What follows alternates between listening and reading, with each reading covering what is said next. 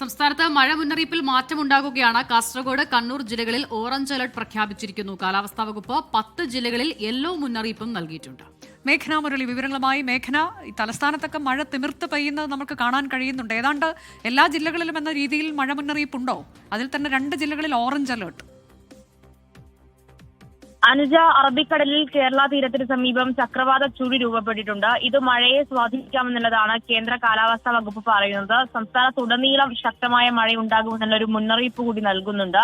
2 ജില്ലകളിലാണ് നിലവിൽ orange alert പ്രഖ്യാപിച്ചിരിക്കുന്നത്. കാസർഗോഡ്, കണ്ണൂർ ജില്ലകളിലാണ് ഓറഞ്ച് അലർട്ട്. 10 ജില്ലകളിൽ യെല്ലോ അലർട്ട് കൂടിയുണ്ടത്.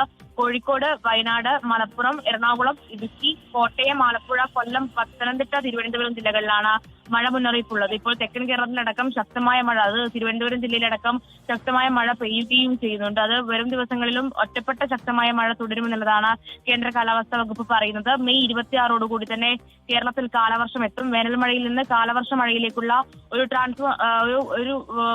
ഒരു സ്റ്റേജ് ആണ് ഇത് എന്നുള്ള കാര്യം കൂടിയാണ് ഇപ്പോൾ കേന്ദ്ര കാലാവസ്ഥാ വകുപ്പ് പറയുന്നത്. എന്തായാലും മഴ തുടരും.